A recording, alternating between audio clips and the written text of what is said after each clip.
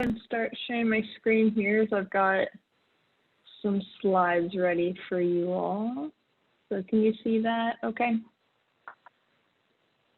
Perfect. Okay. Awesome. Yeah, I'm really excited to be here this afternoon. Myself, I'm someone who's been in sales for a while. I love talking about it. So I was really thrilled to see the kind of like first post about that we were going to have a sales week, and then got in touch with Michael, and he wanted to know if I was interested in coming to speak. So I was definitely thrilled to do that.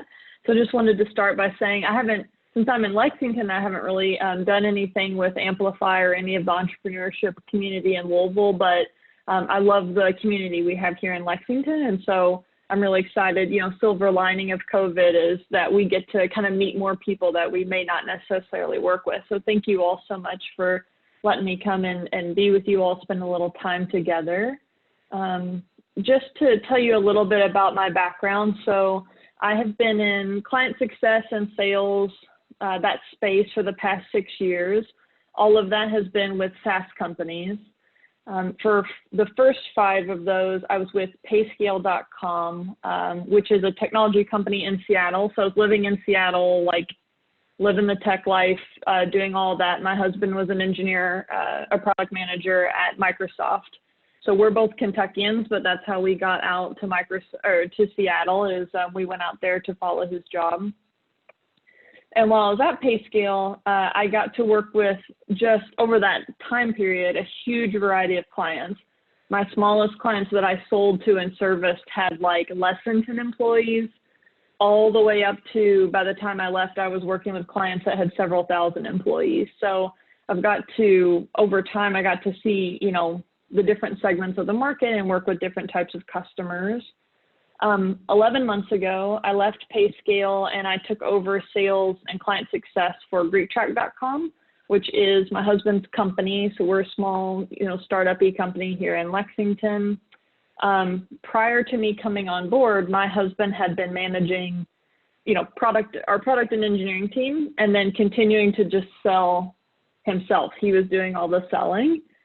He is an engineer, so he wanted to stop doing that as soon as possible. He did not like doing that, and luckily, we have a complementary skill set. So once the business was to a place where it made sense for me to leave Payscale and come over to GreekTrack, we took the leap, and since coming over, it's gone really well. I feel pretty happy. I've been able to double the company's revenue since I came on last year. Makes my husband very happy, happy husband, happy life. So it's been good, but hopefully my background can give you some things to think about today as you're building your own SaaS business, and I'm going to try to leave some time for questions too, if there's anything specific you want to talk about, but that's just a little bit about me. And then Michael kind of touched on it, but just to go over the agenda, most of the talk, I'm going to just focus on things to consider for SaaS businesses. How is your business measured? How will it be measured? I want to talk about 4 categories of revenue generation. Pricing, how do we use that as a tool? And then customer onboarding and adoption, and kind of who owns those pieces within the business. I'm also going to, at the end, walk through sort of a sample sales process, just so you have something kind of you can take away and maybe apply to your own business if you need to. And then, like I said, hopefully we'll have some time for questions at the end. So let's go ahead and jump right in to the main part of the presentation, which is how does investment and how does the outside world kind of come in and measure SaaS companies? And something that's, I'm probably preaching to the choir if you all are interested in SaaS, but something that's really a defining feature of the SaaS world is recurring revenue is king. If you're interested in pursuing funding, talking to investors, they are always going to want to talk about the flywheel that you're building. I don't know if you all hear people use that example all the time. We have this flywheel that we're trying to spin faster and faster, and that's the amount of recurring revenue that we're generating with the business. And this is different than other, what caveat, right? I've only been in SaaS, so I don't know a ton about e-commerce or selling trucks or things like that. But this is something I think that is really focused on within SaaS. And, it's different than other types of businesses where investors might be interested in looking at metrics around units sold or one-time purchases, things like that. Those are not going to get you very far in the SaaS world. So I thought I could start just talking a little bit, laying out some of the common metrics that are talked about within SaaS. One is monthly recurring revenue. So this is, of our ongoing contracted customers, each month, how much revenue do we have coming in from them? This can also be looked at as annual recurring revenue. So MRR and ARR, those are numbers you'll hear thrown around a lot. Usually every business uses one of those as like their main metric, either looking at it monthly or on an annual basis. Total contract value. So people, leadership or people will talk about this. So that's just the total value that you're going to get from a contract a customer has served, because that can vary based over how many years is it and what did they particularly purchase. Many times in SaaS, the business will be a subscription model where the customer pays once a year. They pay one annual fee. That's how it was at PayScale. At GreekTrack, we have 2 semi-annual invoices. But typically investors or people in finance, even if that's your model for how you price or collect money from your customers, investors would want to take that annual subscription number and divide it by 12 to get down to like an MRR that they're looking at overall to measure the business. Customer acquisition cost, you all probably know what that is. It's a more general term, but also EBITDA. So a lot of times, which EBITDA is a measure of profitability for a business. It's applicable to more types of business than just SaaS. But the way I've seen it applied in SaaS is, and this goes along with customer acquisition costs, investors, boards of directors are usually they really want to know how many months does it take us to earn back our customer acquisition cost and break even on this customer? How long, and at PayScale, they used to tell us, because I was in client success, so we were very intimately involved in completing the work that, affected that. And so they would literally tell us, okay, we're at, 16.2 months, and our goal is by the end of Q2, it needs to be down to 15. That's what that's one of the business's goals, is to decrease that EBITDA and that break even from our initial customer acquisition costs. So you may hear some of those acronyms being thrown around. And then also churn.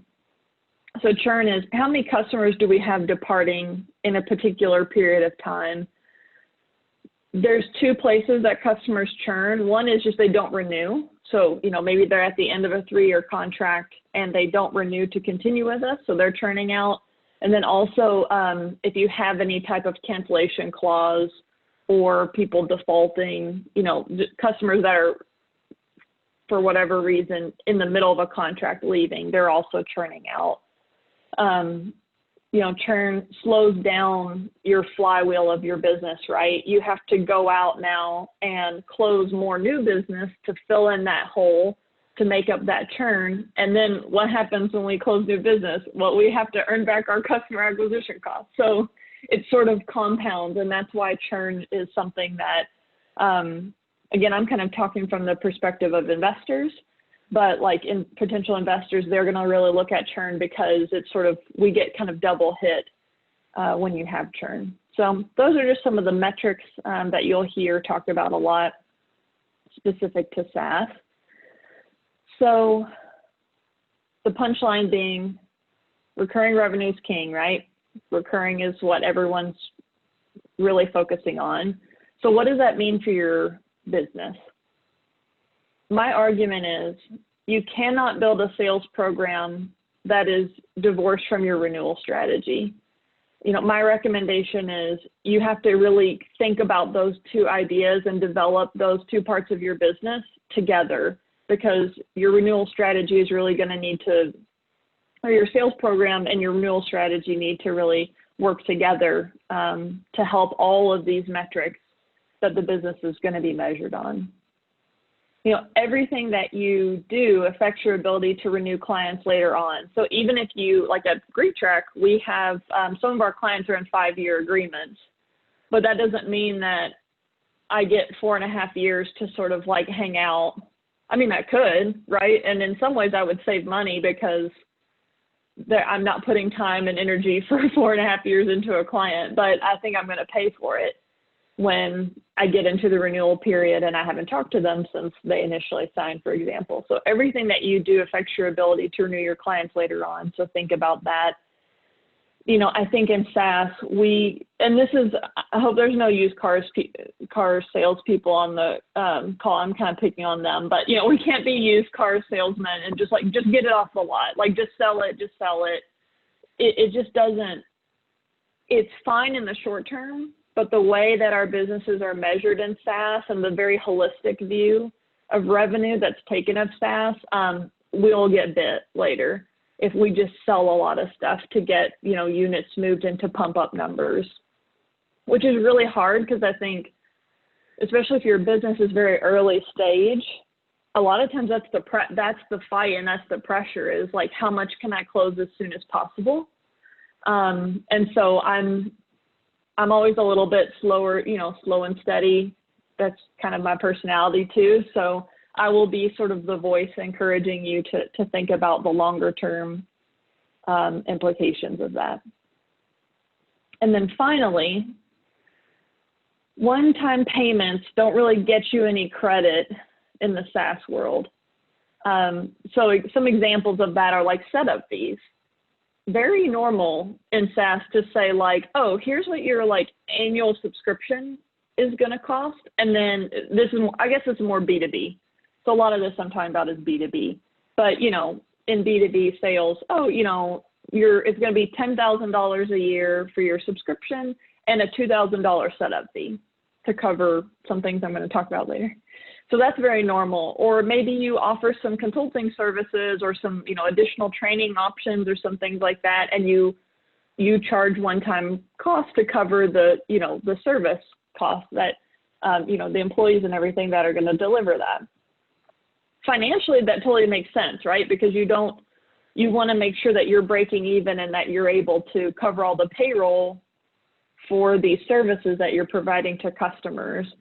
But the downside is those one-time payments, they don't affect MRR, right? I mean, you can't MRRize them. You can't annualize them because the customer's not signing on to pay $100 every month or what have you. I'll say at my perspective as a rep, as someone who has sold at SaaS companies, these can be frustrating because not to pick on pay scale, I think this is just sort of the way things work, but because the one-time costs that we would sell didn't really move the needle for pay scale, they didn't really move the needle for us.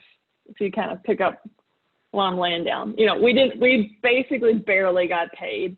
Any commission at all, almost nothing for selling things like that, which is fine, except kind of looking a little broader to servicing your customers, you run the risk then of, are we pushing customers into recurring services or ongoing services maybe that they don't need because that's what moves the needle for the business.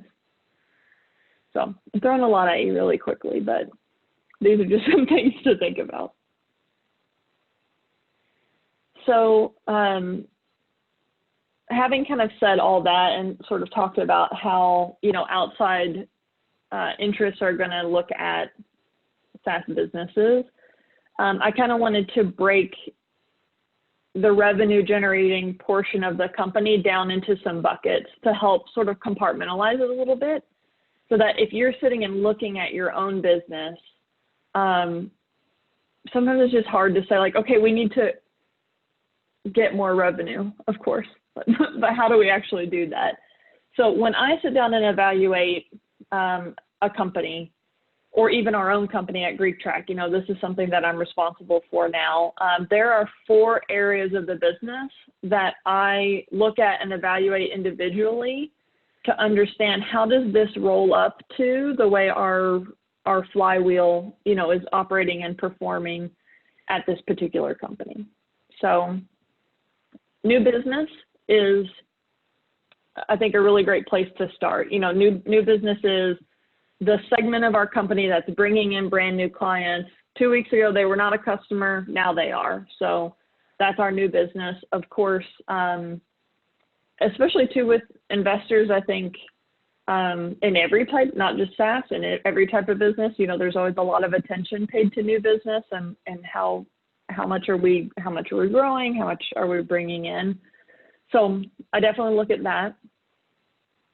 I also look at how we service current customers, because again, to me, my philosophy is that is critical to making sure that our overall numbers look good, our overall recurring revenue is being taken care of.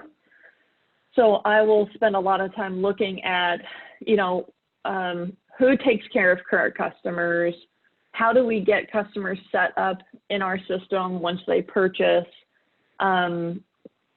when customers have issues or questions, who handles that and how are those things resolved. So I'll look at that as, and that's not actually tied to any particular numbers per se, but I do think it's so supportive of the numbers that I include it, within this revenue generating exercise that I'm looking at. I also look at our renewal of services. So, that can bring up a lot of questions too around like, how long are our typical agreements? How often are clients entering that renewal process? How easy is it? Like, do they have to talk to us, or can they do it without talking to us? Do we want them to talk to us as part of that process? So I'll look at renewal services and of course performance. How many customers are we recapturing moving forward? And then I look at expansion as well. So I have expansion kind of up above the other 3 categories. So to me, expansion is, we have our current customer base that has purchased, XYZ product from us. What upselling and cross-selling are we doing within that installed customer base? So that would be like new business we're capturing from our existing customer base. I will note, last Wednesday, another group had me come and speak on just that box, just the expansion box, for an hour. So I can, wax philosophical on that for sure for a while. But yeah, I'll note that. So that's the 4th category I'll look at is, expanding and selling more to our current customers that we already have. So I look through, those 4 areas of the business, and I ask myself, are we firing on all cylinders? Are there any areas in any of these boxes that we need, that either we're not performing well on or that we're having issues in? So I have some, just to give you, get the wheels turning a little bit, some questions you can ask yourself if you do this exercise for your own business is, for new business, are we selling customers into the right combination of products and services from the beginning? Because I have seen there are issues with overselling, selling them into something higher than what they need, and there are issues with underselling, so putting them in something lower than what they really need to address their issue. Again, this is talking about this kind of level of complexity, probably mostly B2B. So if you have a B2C, you might have to think a little bit about how this would apply. But basically, are we putting customers into the right product when we initially sell them? If we mismatch what they need with what we sell them in, like if we put them into too high of a product combination, what I've seen is that oftentimes customers, they kind of figure that out after a while, and they think, I don't need to spend all this, so they want to back off. Well, we never, every dollar we lose recurring hurts us, and we're trying to avoid that. Also, it introduces friction into the relationship with us and the customer. If we undersell them, so if we put them in something that doesn't actually cover everything that we need, this is especially true if you actually have a sales force, salespeople that are, or you're doing this yourself, you know, talking to your customer. It's not great either, because ostensibly in the sales process, what happened was you said, okay, here's your need and what you need to accomplish. Here's the thing that we do, and it will solve that need, and here's how much it costs. Well, now we have to go back to the customer and say, oh, actually, you need to buy consulting too. You know, like this is outside the scope, and now you need consulting too. And now they feel like, well, I thought we were going to solve my problem, you know, based off of what I had initially purchased. So that's a question, you know, just one question as an example for when you're evaluating your new business portion of your company. For servicing current clients, you know, are we providing a quality experience to our customers with us? That's a really basic one that can probably keep you busy for a month looking at that. Do we have a quality renewal experience? Again, is it easy? How do customers feel about it? You know, you may want to do a little customer discovery around this and just talk to some of your customers who have renewed and say, what did you think? You know, how does it compare to other vendors you work with? What did you like about it? What did you not like about it? And then finally, how are we growing our business relationship with our existing customer base? That's the expansion piece. Do we have a strategy there? Do we have goals there? Is it something we've talked about as a company to this point? So those are just some things to think about there. You know, I'll note one of the things that we can kind of talk about as we move through this presentation is who owns what. Depending on the size of your company, you may, like at GreekTrack, I mean, I'm kind of your one-stop shop. Like I'm in terms of working with either potential customers or customers. So that makes the division of labor very easy at GreekTrack. There's like all the technical people, and then there's me. So if a customer has any issues or, you know, anything like that, of course it's going to fall to me. I think, you know, where it gets more interesting is as your business grows a little bit, you can start to decide, you know, some companies, they have their salespeople are like the whole life cycle of the customer. So I've known friends who worked at companies where they went out and sold new business and closed it, and then they kept those customers and serviced them and renewals. And, you know, their compensation package was based off of the whole deal. They kind of had their own book of business that they managed and that they grew. At PayScale, we had a new business team. Their job, their charge was to go out and close, you know, X amount of new MRR every month.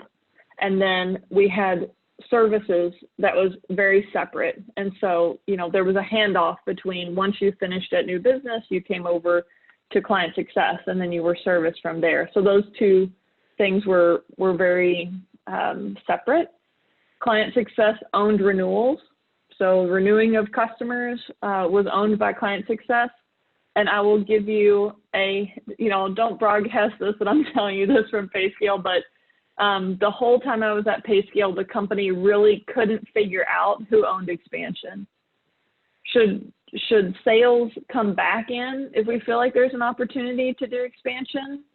Or should we have the account managers and customer success managers who are handling renewals? Should they also be selling?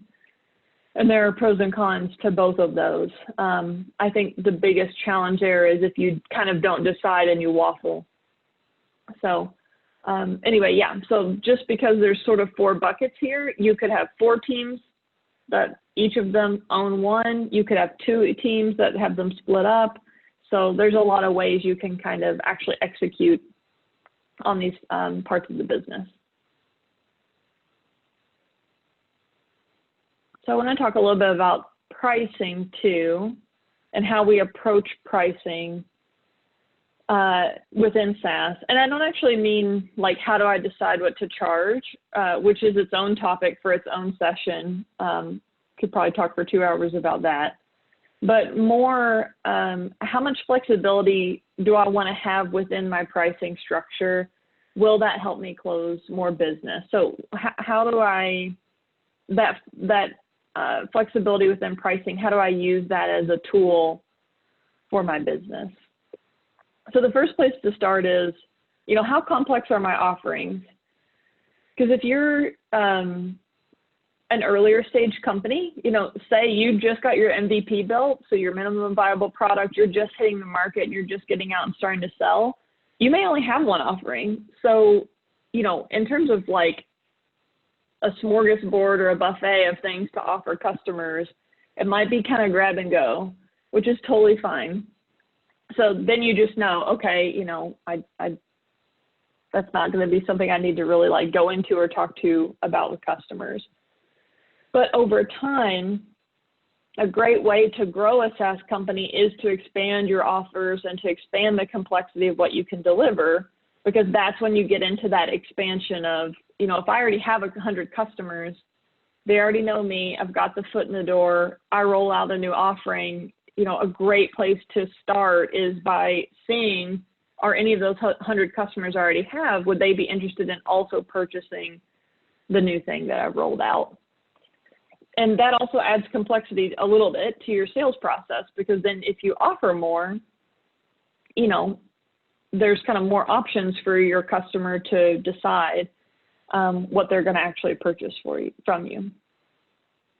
And the way I think about this is, how many levers do I have to work with to close this customer?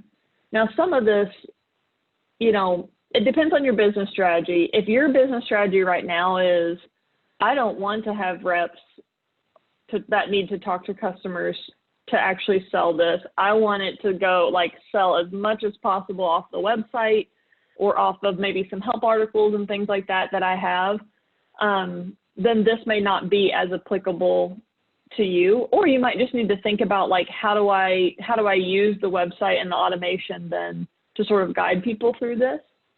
But I just wanted to kind of remind you that pricing, you can pull different levers within pricing to give you a better chance of winning each individual customer.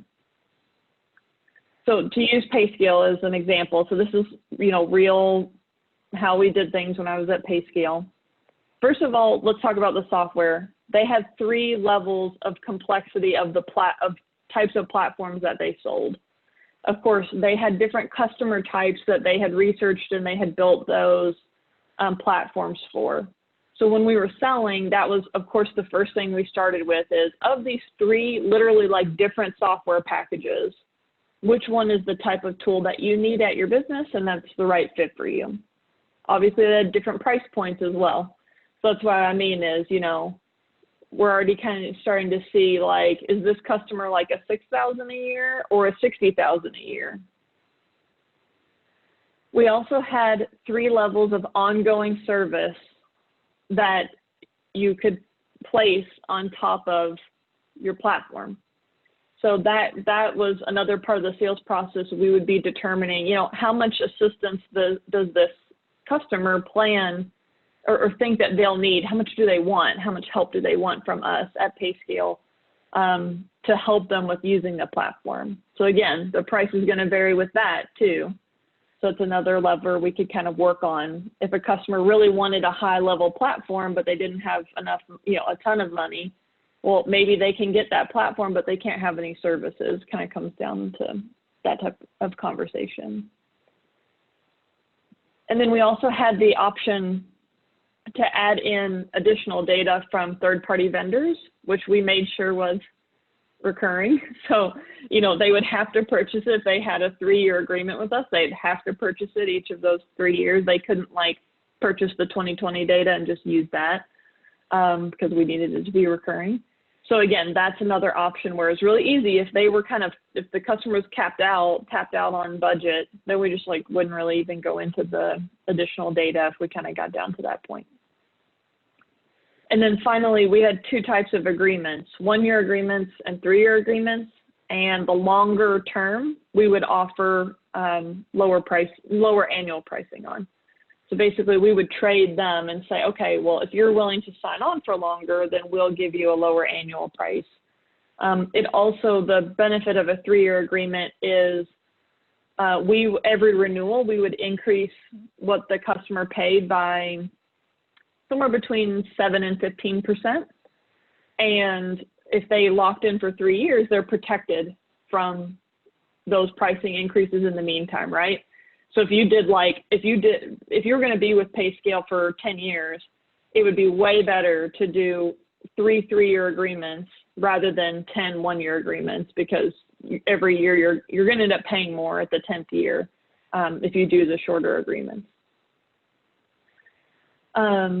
Yeah, so just kind of setting that out there as a real life example to let you see. Now, again, PayScale, at that point, the company was probably 12 years old, 13 years old, something like that. They were on their second private equity firm that had purchased them. We had like $100 million investment. We were like 400 employees. So it was a very, very complex.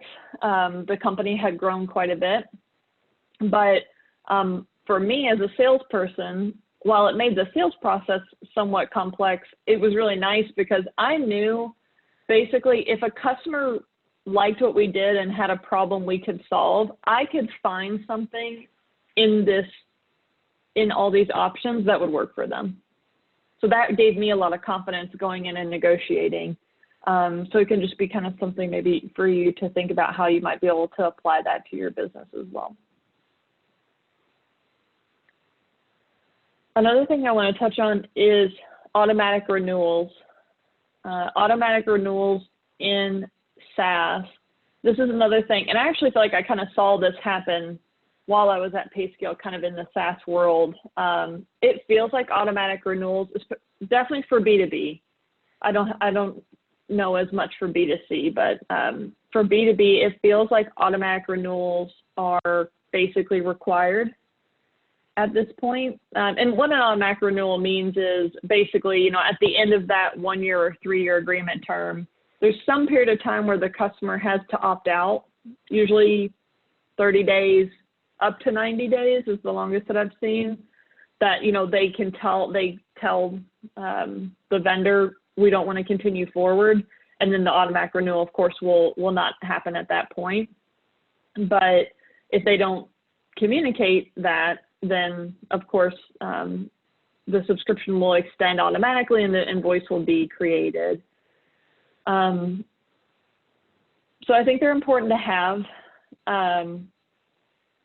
but I think you have to be really careful because they can bite you depending on how you execute on this. So my advice is tread carefully in the automatic renewal arena. If you execute poorly on automatic renewals, what that looks like is customers fight the auto renewal. You end up having accounts payable has to chase those invoices and have a lot of not very fun conversations. You may not even have accounts payable yet, so that might mean you have to chase those people. A lot of times too, if they're really digging their heels in, maybe that means you have to get collections involved. And these customers, I can tell you, that get auto renewed and don't, feel like it wasn't clear to them or they just forgot about it or what have you, they tend to be very vocal on review sites. So watch out for that. They will leave comments, where other people can see it, complaining about the automatic renewal. So those are all real experiences that I've seen. So, my advice is to execute well on having automatic renewals in your contracts. Make sure your agreements are written, first of all, to be binding, because depending on kind of where you're at and where you're operating, it's like very just like, oh, and if you don't tell us, by this date, it extends for 1 year. Like that may not be sufficient to actually hold up if someone was to try to, take you to, I don't know, claims court or something over. I'm not really sure how they would legally fight it, but make sure your agreements are binding. and written well. Discuss in the sales process that this is how it works. Now, you don't have to say in the sales process, oh, and we're in SaaS, so we have to have an automatic renewal. Sorry, that's just how it is. I mean, what you can say is, hey, you're never going to have an interruption in service, because if we get this many days out from the end of your contract and we haven't heard from you, it's going to go ahead and extend. Here's the terms of what that looks like, and then at that time, if they're going to throw a fit about it, let's throw a fit early and get it figured out early and not later when we're, 11 months into our contract together. So talk about it in the sales process, and then notify customers ahead of time. So you can think about how you can do that. If you don't have, at GreekTrack, our customer base is still at the size where I do all that manually. So I just have alerts set up for myself, and I actually do the hand outreach to customers who are coming up for renewal. And I say, I give them 3 or 4 outreaches over a period of time leading up to that drop dead date. But depending on how many customers you have, you might need to automate that so you don't miss any.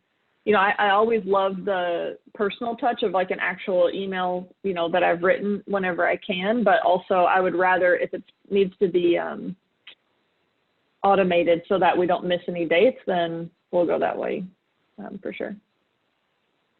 Those are my thoughts on automatic renewal. Definitely a lot of pressure for that, I think, within SaaS.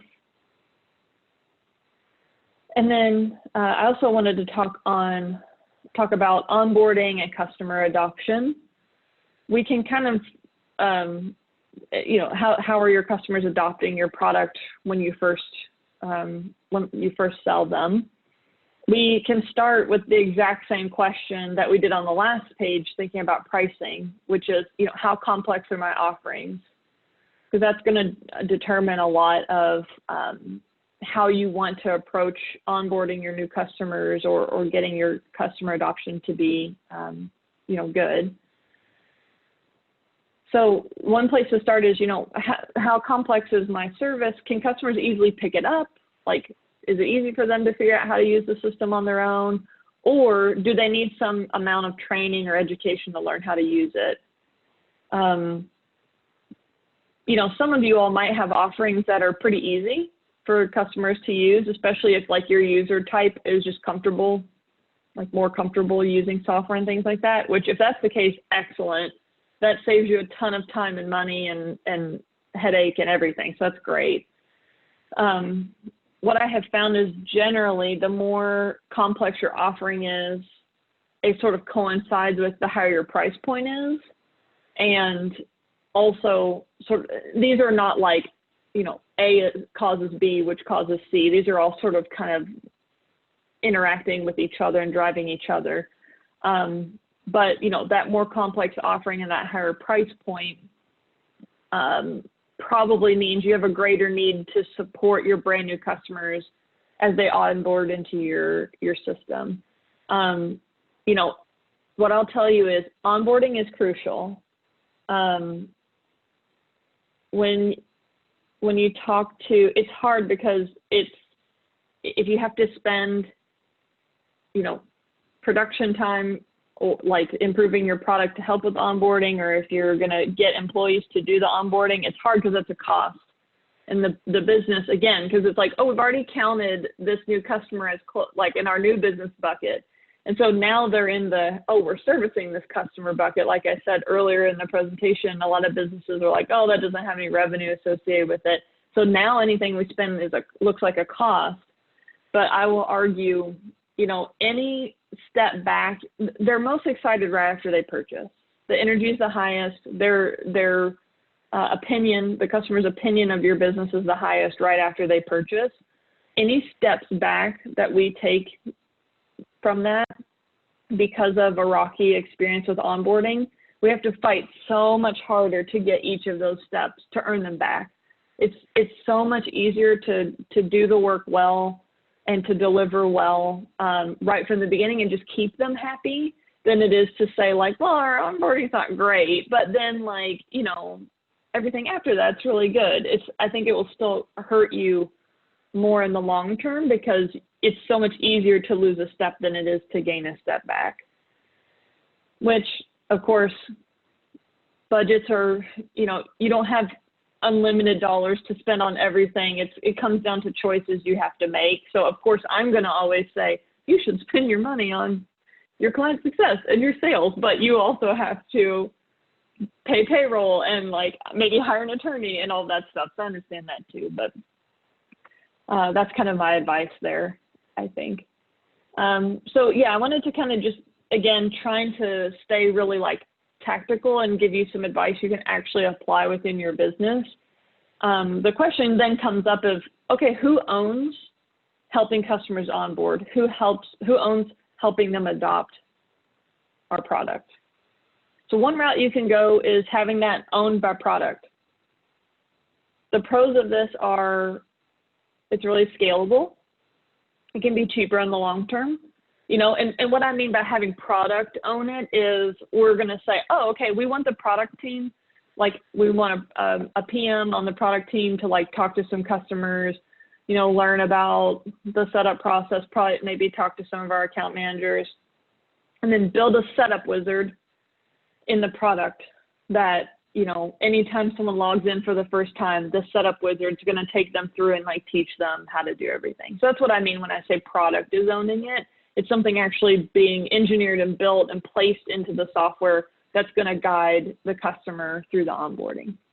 So the great thing about that is once it gets built once, I mean, they can use that at 3 in the morning. You know, they can use it whenever they want. It can assist thousands of clients, which is great. The cons are, it just depends on your business. I mean, maybe you may find that there's just not a great way to build something in the tool that can really do everything, like really train that person on every single thing. I can also promise you, the longer you're in business, you are going to have users that refuse to use that self-guided learning. They will not. So you have to have some type of safety valve for, I mean, you know, at GreekTrack, you know, our customer base, PayScale has probably at this point 8,000 clients, maybe more than that. We certainly don't have that many at GreekTrack, and I work with users pretty much on a weekly basis that I have sent them videos. I do live community group trainings where we go over these items. We have help articles. It doesn't matter. They want to get on the phone and talk about it. So just be aware of that.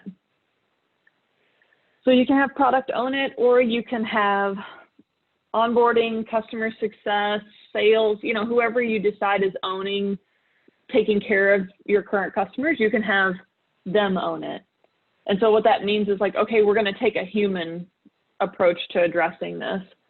The pros of that, you know, more touch points with the customer. You have more opportunities to interact with them, learn about them, hopefully build a good relationship with them. I, being a little bit of a control freak, like the human confirmation that the customer is adopting. So it's not just them blowing through, you know, a setup wizard and checking all the boxes and it looks like they adopted it. Like I can actually have notes on, you know, how are they getting it? And then also if you have any like specific use cases, edge cases that a standard setup wizard might not be able to handle, you know, hopefully your rep would be able to handle that because they're a person. Cons, expensive. I think this is the biggest one, right? Any time that we have a human at our company that's going to be taking care of customers, I mean, it's expensive. It hurts us on scale. It's going to require time from your reps. You also need reps that are proficient in your tool and work well with customers on the phone, right? So again, like we can get into how do you build your team. Again, that's probably a whole nother session too, but that type of rep is going to cost more than someone who's just monitoring like a chat. Like, you know, real quick tactical questions, like having someone who's able to get on the phone and have a conversation and everything. That's just a more expensive kind of skill set and training. You have to train them on the tool and everything. So those are some things to think about in terms of supporting your onboarding and your customer adoption. And that is the major part of the presentation. I know I'm definitely running up on time, and I want to have a couple minutes for questions. So really quickly, I just want to give you an example of a sales process within SaaS. You know, I get to talk about sales a lot to different groups, which is really exciting. And the thing that I hear over and over again when I talk to different groups or different companies is a lot of times for startups and for small businesses, sales feels very amorphous. Like it's not really something you can kind of put your arms around. And they'll be like, you know I need to sell this week. But like, I don't know what that mean. Like on Monday morning, you sit down and you're like, okay, time to sell. Like what? What do I do? So I just wanted to, in case this is helpful for anyone on the line, walk you through my overall sales process that I do at GreekTrack. And this can just give you a template, and then you can start with these steps, experiment on them, you know, see if you need to add in steps, take steps out, tweak it. But hopefully maybe this is just something gives you somewhere to start. I'm always tweaking my sales process. You know, your process is really a living thing, and it's okay to make adjustments as you learn more over time. So I'll just spend like a couple minutes on this. Of course, you got to start with, who am I going to reach out to? We're talking about brand new business, right? We want to go out and get new customers. So that's the first thing. And I'm just going to leave that as one bullet point, because actually our next session in Sales Week, Christy Jones at 4 p.m. today, she's talking about filling the funnel. So if you're a little unsure on like, okay, how do I know who to reach out to? How do I get that list? I would say go to her talk, because I'm assuming she's definitely going to spend her time talking about that for you. So I'll let her expand on that, but start with, you know, who am I going to reach out to? How am I going to track my outreach and my conversations? I think this is really important that you are logging who have you reached out to, how many times. As you do connect with customers, either over email or by phone, are you recording that so you have that history? I think, Michael, do we have a CRM session this week? We have a little bit on tools. We have a tech stack session as well. So I think a couple of sessions will at least touch on CRM, yes. Awesome. Yeah. So if you want to learn more about that, I'll point you to those sessions as well. Punchline at GreekTrack, we still use the free version of HubSpot. I highly recommend it. So if you don't have anywhere to, and I even just this summer kind of did another big set of research to make sure that was still the option we wanted to go with, and I still settled on HubSpot. So if you hear something different from the other sessions, you know, definitely hear them out. But if you just need a quick tip, the free HubSpot I think is excellent. How am I going to do my outreach? Should I be calling these leads? Should I be emailing them? When I was at PayScale, I was always phone first. I was working with HR people. They wanted to talk on the phone.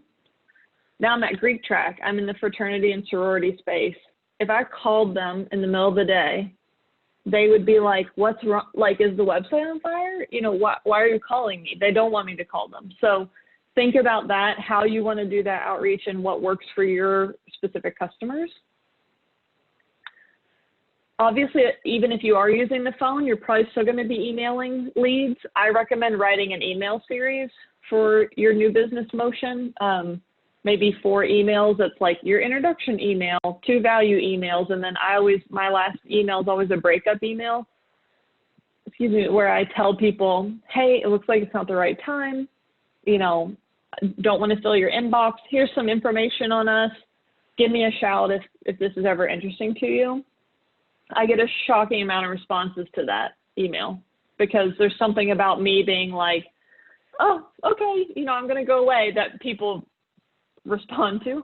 So, and it helps you scale. If you have an email series, you know, you don't have to brand new write every single email over and over again. And think about automation too, at this stage. You know, at GreekTrack, we don't use automation yet, but it's probably in our future for me to be able to like schedule these emails going out, because I already have them written. but it's just one of those things where it's lower on the priority list. We haven't quite gotten to it yet. So think about automation. Maybe you can get to it before I can. And then, of course, do your outreach, log it in your CRM. So that's kind of up to the process that I use and the things I'm working on up to getting a call scheduled. So let's say you get a call scheduled, which is great. First call, my recommendation is spend that call as a discovery meeting. Keep your meetings short. My first meetings with customer or potential customers are 15 to 20 minutes long. I give maybe a 90-second overview of GreekTrack towards the end of the call. I never touch the platform. I never demo it on that first meeting. All I'm trying to understand is, why do they even schedule time with me? Like, why are they interested in talking to me?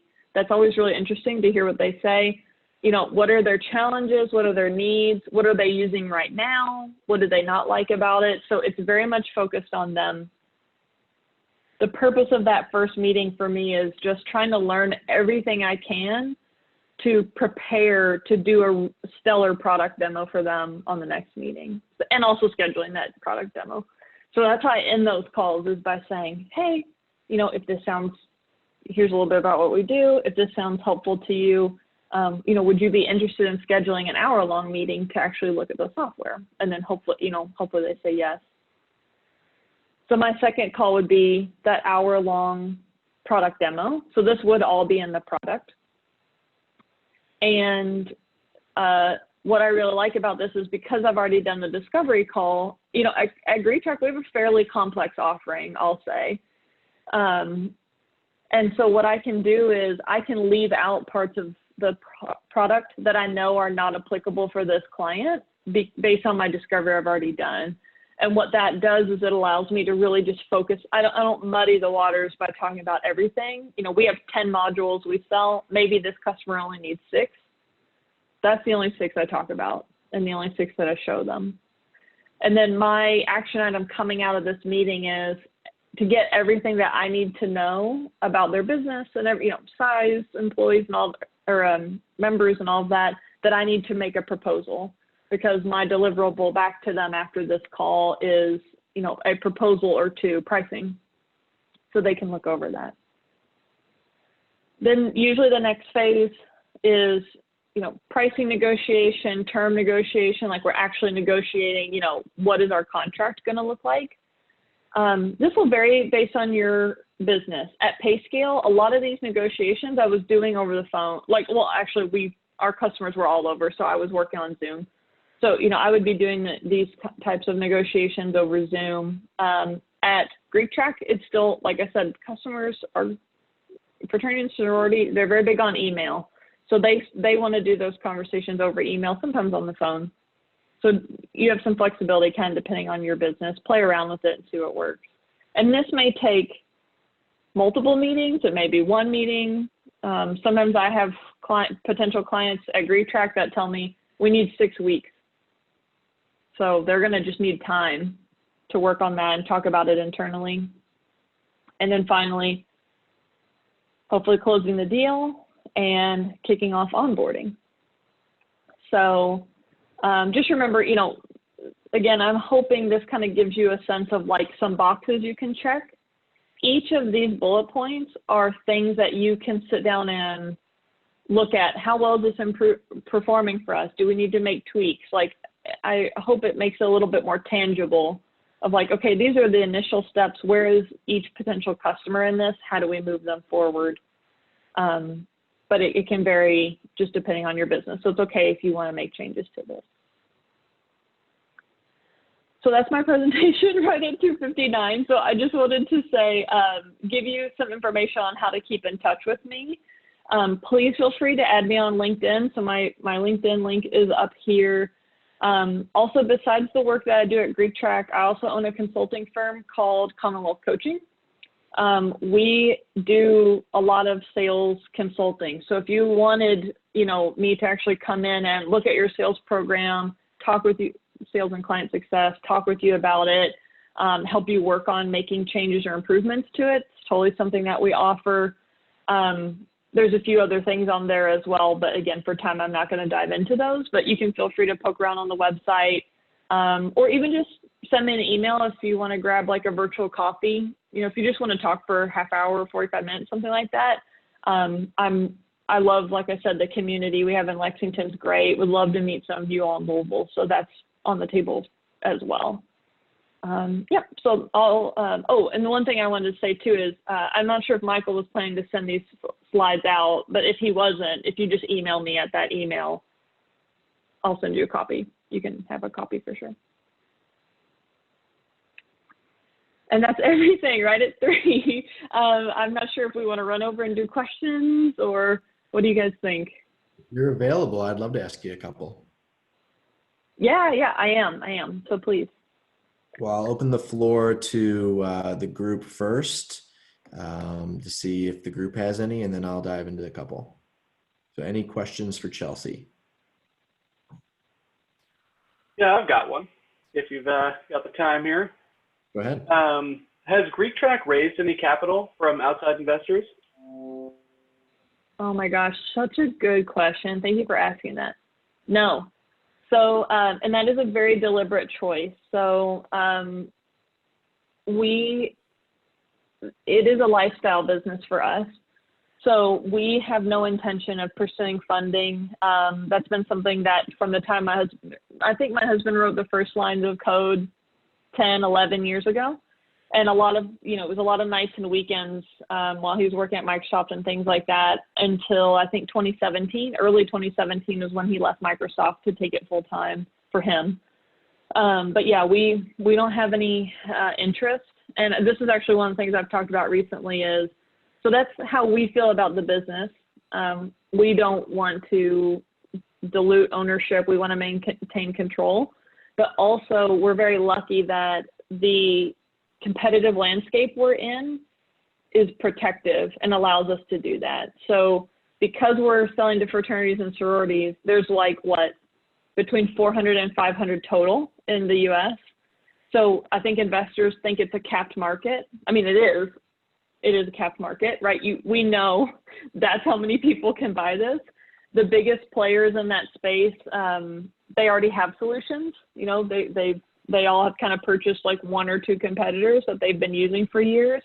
And so because of that, that's protected us. So we're not in a technology foot race with another company.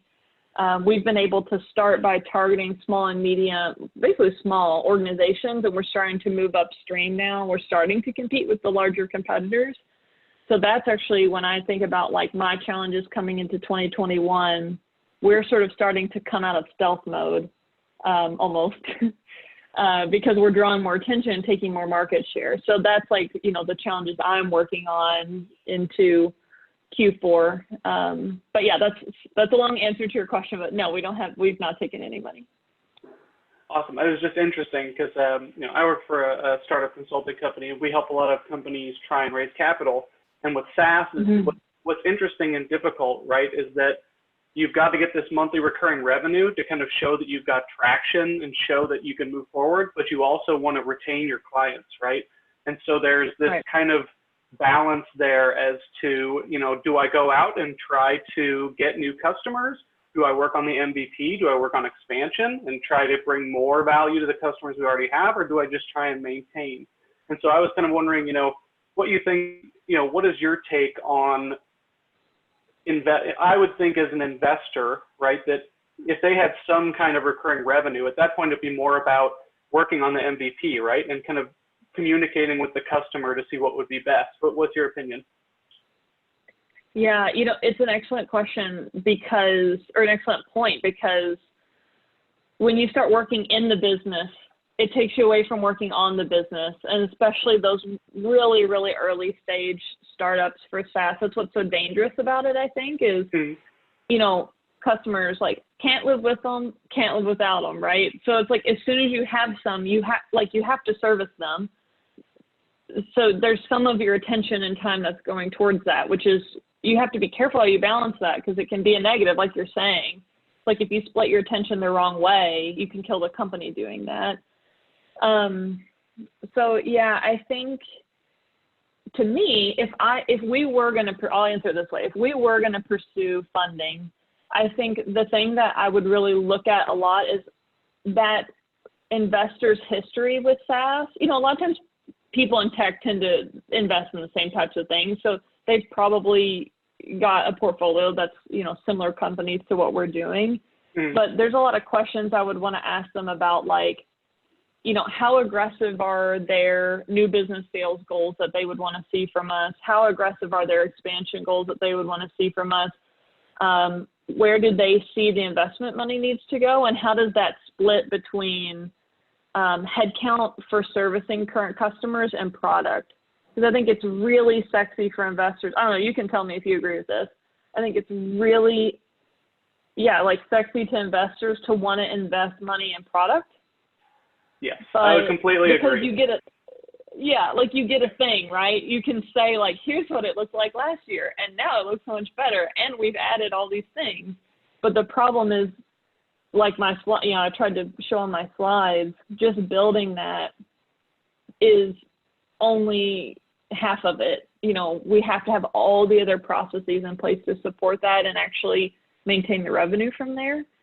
So, I would almost say, and that's what's hard too, if for founders that maybe haven't kind of done that before, they may not know. It's hard when you're like, we need funding to keep going. You can feel sort of like you're pushed into a corner. But you gotta ask those questions too and make sure this is the right partner for you. But it's hard to know. I would agree, because you wouldn't really want someone that's pushing you to try and just grow as fast as possible, and then end up destroying your customer base down the line and just having nothing. So I would agree. I would say it would definitely be all about the investor. And thank you for your input. I was just interested to hear what you had to say. Yeah, for sure. Thanks. I was also in a fraternity if you want to touch base afterwards. So awesome. If you guys are looking to sell to different people, I was pretty involved. So. Yeah, I'd love to talk to you about it. That'd be great. Definitely. I'll reach out. I've got to take off, but Perfect, thank you again for the questions, and thank you for the presentation. Yeah, it was nice to meet you. Nice to meet you too. Any other questions? Hey, Chelsea, I do have a question. Thanks for the presentation. First of all, that was great. My question is about the auto renewal clause in your contract. So I'm with a SaaS company, Mobile Serve in Louisville. And we actually work with some Greek organizations as well. So it may be some opportunities for us to work together potentially. But our auto renewal clause is kind of tricky, because we'll have the occasional client that will say, take that out, right? And then it becomes a matter of who's on auto renewal, who's not on auto renewal. And then we also, I find that manually reaching out to do renewals is a really good touch point for clients. I mean, we're small-ish as well. At this point, I mean, once, from eventually that will be impossible to do. But we find that it's really valuable to have that manual, especially if they're planning to potentially churn, we can kind of talk to them and resell them on staying. How do you guys manage, first of all, the tracking side of that, tracking who is on auto renewal, who's not on auto renewal, and how do you manage that? Thank you for asking about that. I feel like this has been a thorn in my side as a rep. It's one of those things that I feel like even at PayScale, again, big company, when I started there, we were 125 employees. So we, experienced quite a bit of growth in the time that I was there. But even there, it was something that we struggled with because we had Salesforce. We had a Salesforce admin, but it was very low tech how we were doing it. We had a field that would say it was request non-renewal, and then it would just have a date. It was a date field. So if there was a date in there, we would be oh, well, I guess they requested not to renew on that date, and we would have to look and be okay, so I guess that means they're not auto renewing, but sometimes then they actually would end up renewing. So well, it doesn't count anymore because that one falls off, but it's manual. So no one went in and deleted it. So that's how we did it at PayScale, where we had thousands of customers. I want to say I 100% agree with you, because at GreekTrack, we're in the same position where we do have the resources still, to talk to every customer ahead of that auto renewal. It's really funny. This morning, literally, I was talking to my husband, Tony, about some of this stuff. And he was like, if one of our customers at GreekTrack auto renews, we've dropped the ball. Not just because, like, it's fine if they, not like, oh, we didn't tell them. Like, of course I'm telling them. But if we don't have a conversation, we've lost an opportunity because, like I said, we have enough offerings. I should be using that as an opportunity to say, what is their sentiment? You know, we have a complex offering.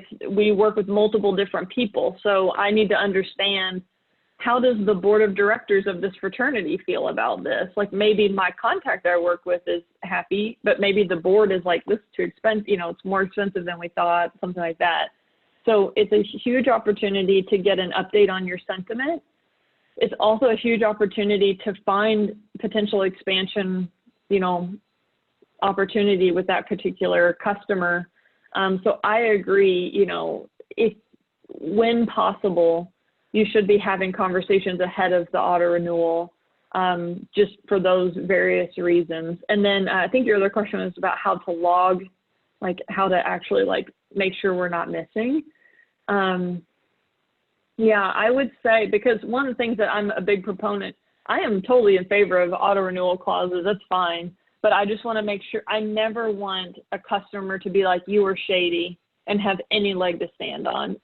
I will eventually have someone tell me that, because that's how auto renewals work, is eventually someone misses one and they get upset, and they say things like that. But I never want them to like actually say that and have a leg to stand on. So to me, somewhere that you can log, of course, like have a record that they've submitted that automatic or request not to have the automatic renewal happen, but also that they can submit it before the date. That's how we did it at PayScale, and I like that. I'm implementing that at GreekTrack too, where say they need to tell me by June 30th that they're not renewing, but if they tell me in March, you know, that's going to carry over. We're just going to turn it off at that point.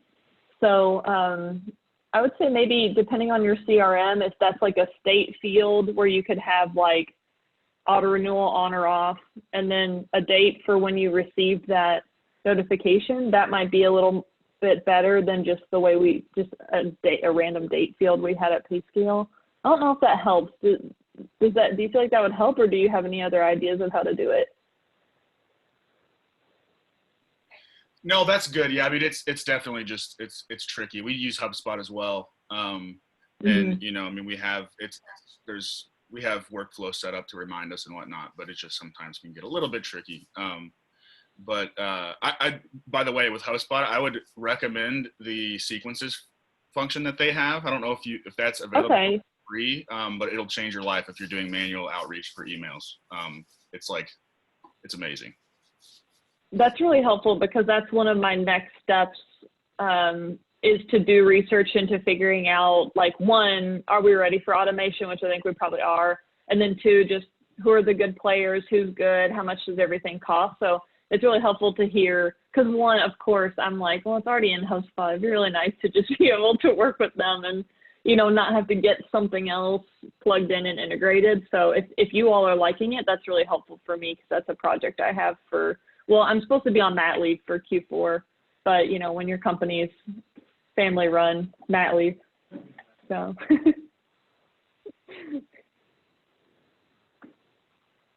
Well, awesome. I'm going to hit stop on the recording.